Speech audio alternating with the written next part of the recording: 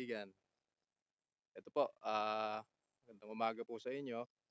Mag-i-spray po tayo ng, ah, pandamo dito po sa ating 2 years old na kalamansi. Ito po. Ito po yung ating 2 years old na kalamansi. I-sprayin po natin siya ng pandamo habang maliliit pa siya.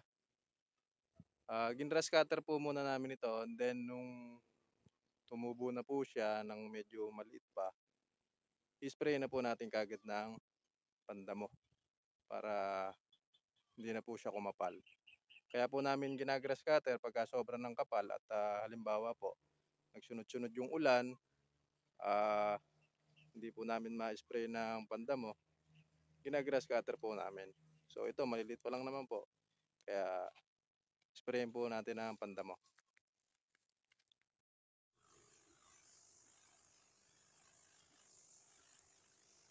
Ito po, i-spray na po natin siya ng herbicide.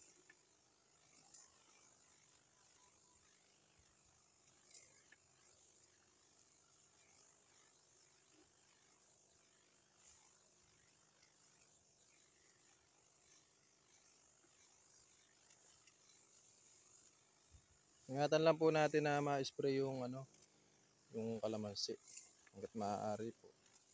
Na maiwasan natin, iwasan po natin para hindi po siya masaktan.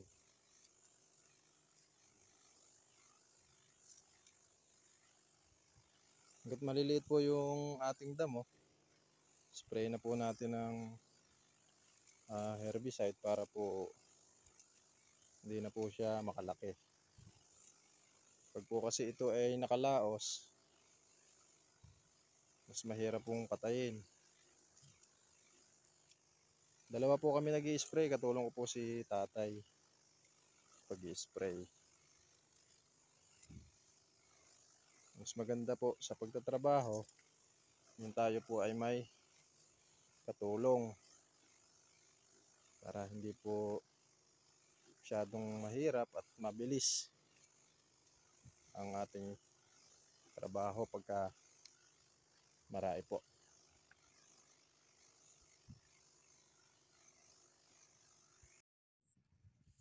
Ito po yung ating kalamasing 2 years old, mga kaibigan. Ang dami po niyang bunga, oh. Yan po.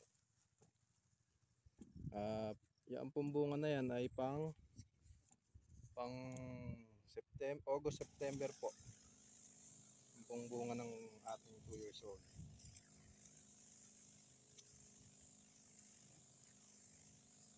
Pagka po ganitong tagulan, pagka po nagsasabog kami ng abono at may lalabas pong bulaklak, yung pong ating kalamansi, hindi na po kami nag-i-spray. Pero yung iba po nag-i-spray kahit paminsan-minsan sa isang buwan, para daw po kahit papano pantaboy ng hayop. Kami po, hindi na po namin ini-spray kasi kahit po hindi natin sprayin yung pong bulaklak ng kalamansi, magtutuloy po yan. Yun po ang tip ko po sa inyo. Pero okay lang naman din po kung gusto nyo mag-spray. Pwede din po kayo mag-spray ng insecticide kahit po minsan sa isang buwan.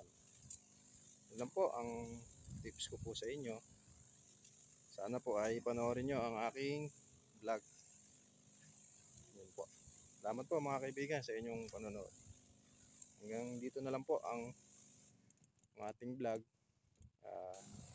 At lagi po nating tatandaan na ang taong mapagtanong, daig ang marunong. Salamat po. Bye-bye.